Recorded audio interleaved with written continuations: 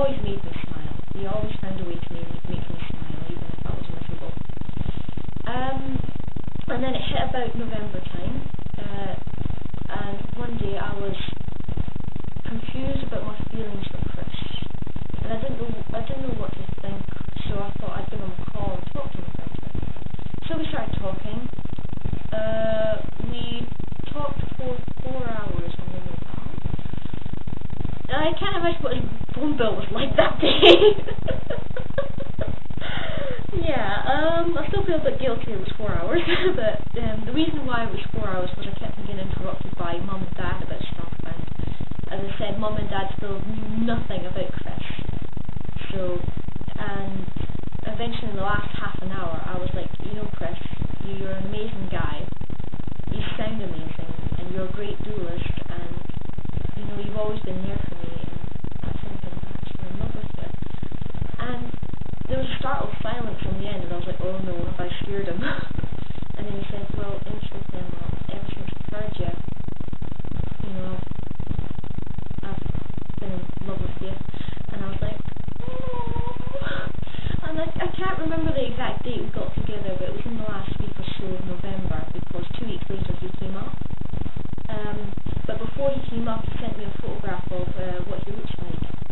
And at first I was like, oh, you know, because it wasn't what I expected, but, you know, I thought he looks like a really nice sort of guy.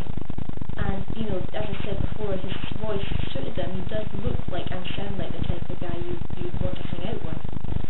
And so on the week just before my birthday, my 18th birthday, he came up, and I planned to go to Livingston to meet him because it wasn't safe in Roxburgh, because obviously if Mum and Dad found out, then we'd both get into serious trouble. So I said to Mum, you know what, me and Amy are going to go Christmas shopping for the whole week, because I had to bring my little sister along just to make it authentic. And of course, if I did get into trouble, then I had backup with my little sister, and she's a pretty good fighter. So if Chris did turn out to be not what I expected, then I had Amy to help me out in case. And so first day we went into Livingston, and we went into the waterfall section of the shopping centre, and I saw this young lad in a black jacket with his back to us, looking very lost, and I just screamed, Chris, and he turned around and we immediately ran to each other, and like a movie, it was like slow motion, we like went, hug! And we just hugged each other tightly for about a minute or two, while Amy was just standing in the background.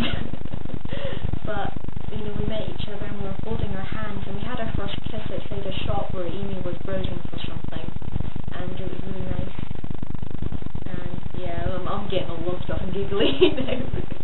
But I've never felt more happy than I have been with Chris. And I kept on visiting him for the rest of the week, and then finally on the last day I said, why don't you come over to my bit, you know, get my parents to meet you.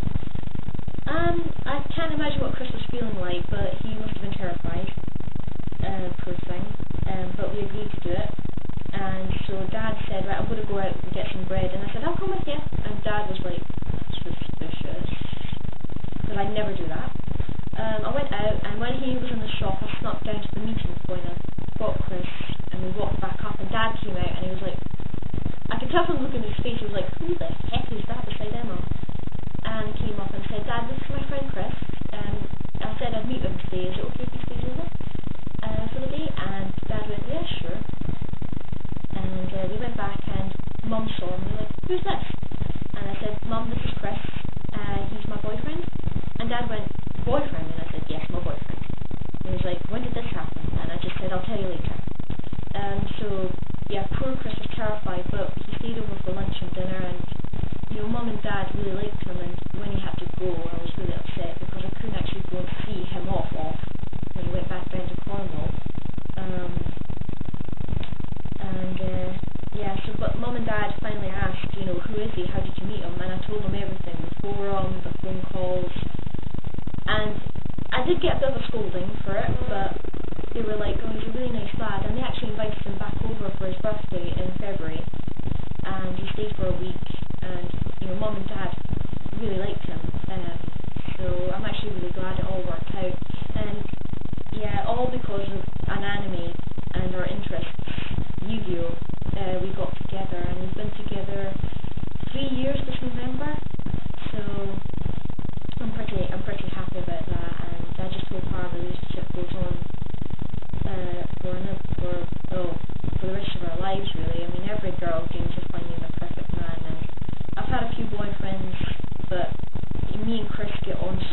well. We've never had any arguments.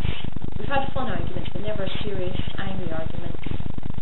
And yeah, and I love him. I really do love him dearly. And he's coming to live with me at my parents' house for a year or so. And after that, we're just going to see where life takes us. So yeah, that's the story of how I met my boyfriend via Yu-Gi-Oh!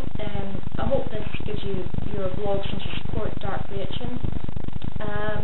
Because you already know the story because I told you over Skype, but this is for others to see that you can find love during Yu-Gi-Oh! And because I believe it happened to me, and I believe it can happen to others as well. It just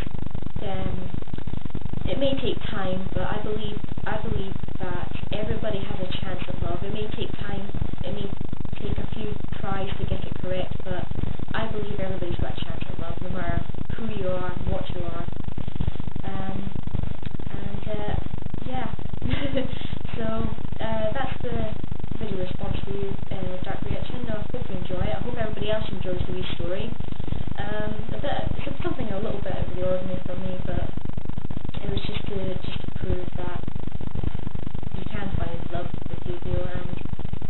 And I hope, and it's thanks to Yu-Gi-Oh! That me and Chris are together. So that's the vlog. I hope you enjoyed that, and I'll be sticking up my tournament videos pretty soon, and I'll also stick up a deck review pretty soon as well. So till then, everybody, take care, and I'll see you again. Bye!